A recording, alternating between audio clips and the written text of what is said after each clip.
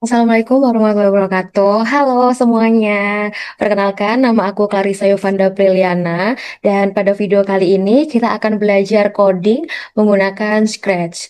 Nah, kita hari ini akan membuat game sederhana nih yang namanya adalah Catch the Apple. Sesuai sama namanya, di game ini kita akan menangkap sebuah apel menggunakan ball dan ballnya itu bisa digerakkan ke kanan dan ke kiri. Nah, tugas kita adalah menangkap apple-nya menggunakan bowl tersebut. Kira-kira gimana ya cara membuat game tersebut menggunakan Scratch? Buat teman-teman yang penasaran, yuk ikuti terus kelas pada hari ini. Silahkan kalau ada yang mau tanya, ditanyakan aja. Kalau enggak ngerti, kalian boleh tanyakan, jangan malu-malu. Hari ini kita akan bersenang-senang sambil belajar. Diharapkan nanti teman-teman setelah pulang udah punya gamenya masing-masing, gitu ya. Oke, langkah pertama adalah kita buka dulu Scratch. Nah, ini ya.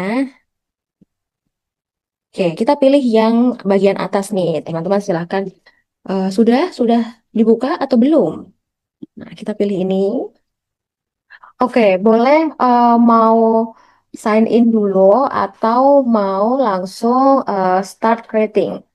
Boleh langsung di sini nih. Oke, sebelum memulai dan kita membuat game pada hari ini, kita kenalan dulu yuk dengan beberapa bagian dari stretch. Nah, di sini ada yang namanya itu stage. Nah, stage itu di bagian sini ya, stage yang ada kucingnya, udah kelihatan teman-teman semuanya. Nah, disinilah nanti game kita akan dimainkan atau bentuknya nanti adalah outputnya ya.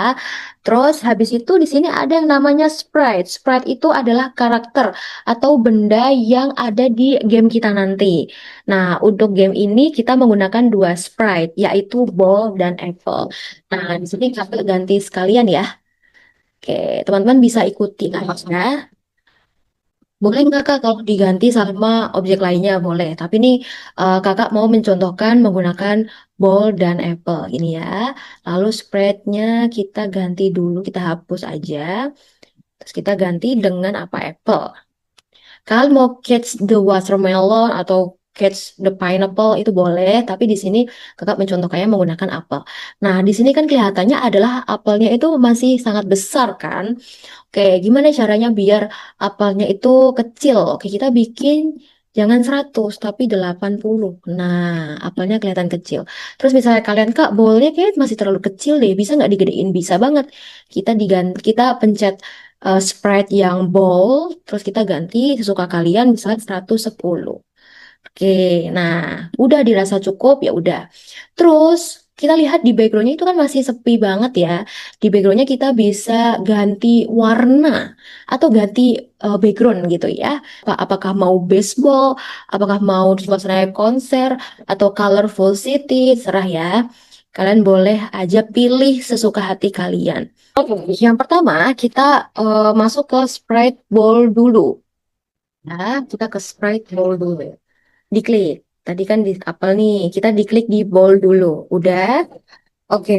Nah, pertama kita masuk ke event. Oke. Kita pilih when green flag click. Kita klik, lalu di drop ke sini, ke blok yang putih ini ya. Oke.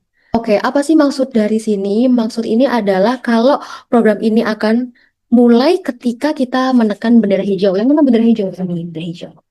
Oke, selanjutnya kita masuk ke kontrol, terus kita masukkan bagian forever.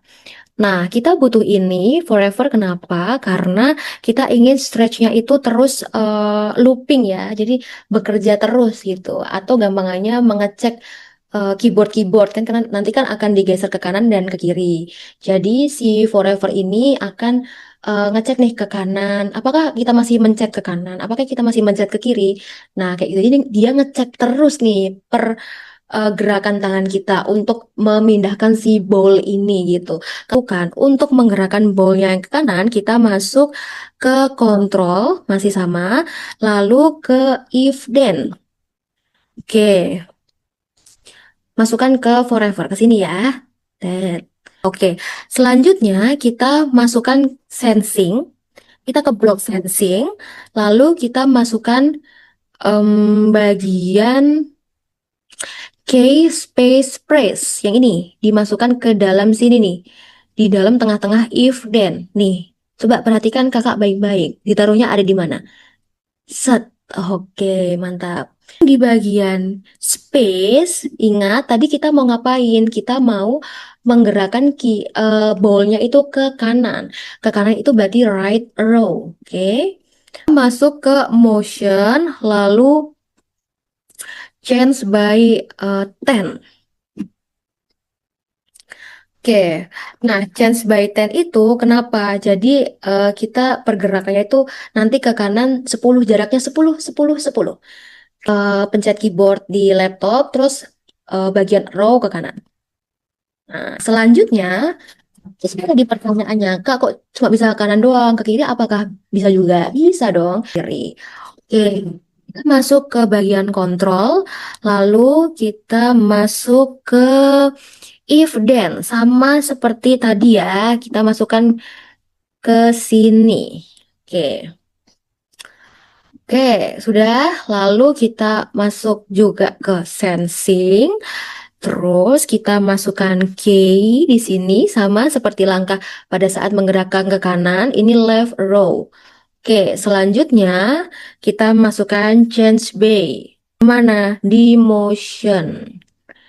Nah, karena 10, karena ke kiri, itu berarti bukan positif. Kalian ingat kan kok sumbu koordinat? Sumbu koordinat kalau positif itu ke kanan, kalau negatif itu ke kiri. Berarti karena ini kita mau menggerakkan ke kiri, berarti kita buat negatif 10. Oke, sampai sini apakah sudah paham? Apakah masih bingung? Ini kita udah berhasil menggerakkan si ballnya. Nah, apa PR kita selanjutnya? PR kita selanjutnya adalah kita akan membuat program pada bagian spread si apel ini. Oke, teman-teman kan tahu kan kalau misalnya di permainan pasti ada skor. Skornya apa yang bisa menjadi parameter kalau misalnya kita menambah skor. Di game ini misalnya apelnya bisa masuk ke dalam bowl, berarti skornya itu bisa bertambah kan? Kalau nggak masuk berarti tidak ada skor yang bertambah. Oke, kita membuat skor terlebih dahulu. Caranya gimana? Caranya kita masuk ke event, selanjutnya when green flag click, seperti itu. Lalu kita masuk ke variabel, kita make a variable, tulis score. Kita klik OK. Nah, di sini sudah muncul variabel baru yang bernama score. Oke, selanjutnya kita masukkan set my variable di sini dan my variabelnya diganti dengan score. Nah, di sini adalah kita ingin membuat peraturan bahwa skor yang dimulai itu dimulai dari 0, seperti itu ya. Selanjutnya, kita ingin membuat apelnya itu, kita kan udah bikin skor nih. Kita ingin, oke, selanjutnya skornya udah muncul di bagian sini. Ada yang belum muncul dari skornya.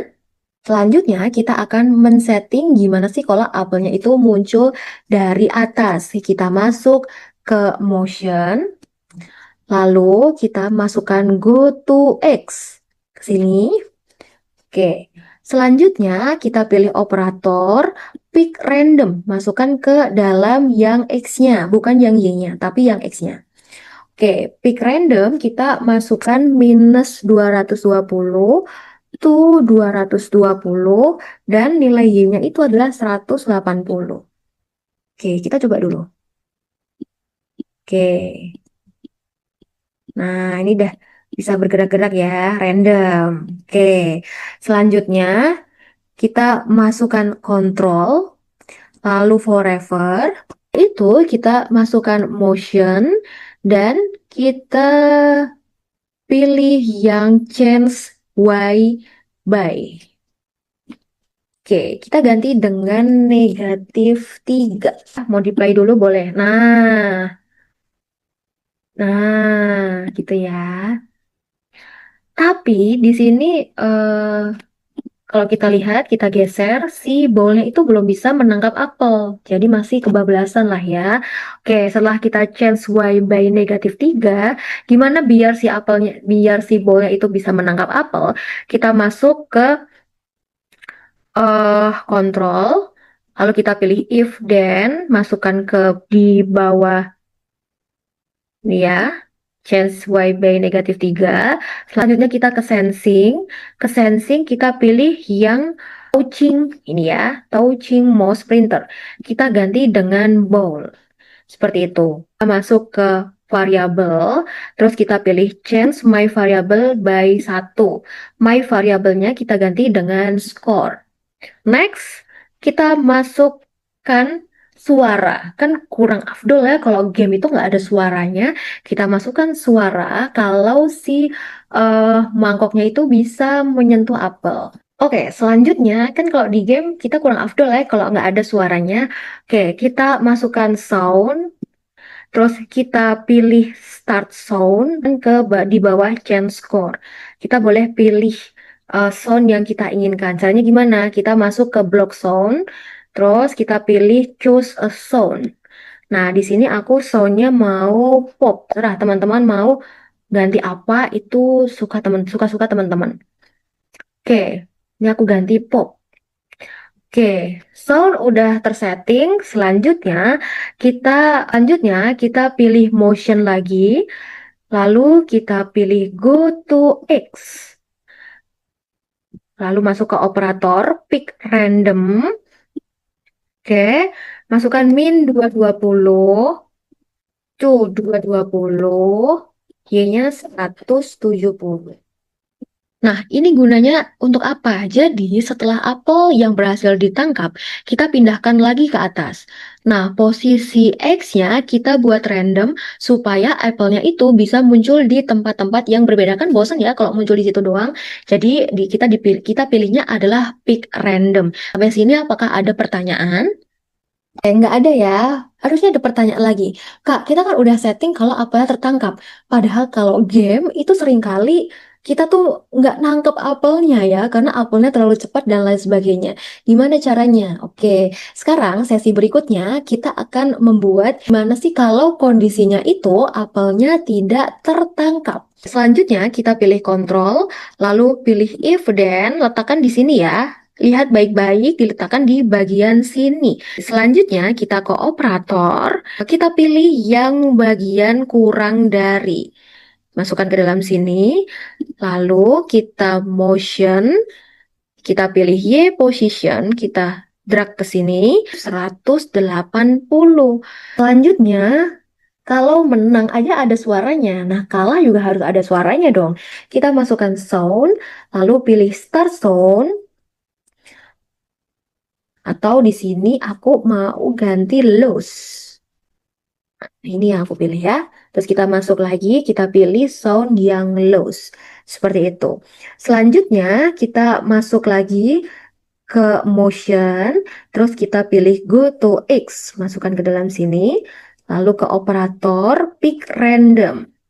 Sama ya settingannya. Kak dulu, apakah programnya sudah berjalan atau belum? Kita cek ya.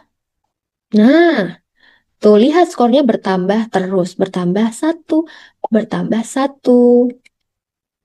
Coba kalau kita kalah. Hmm.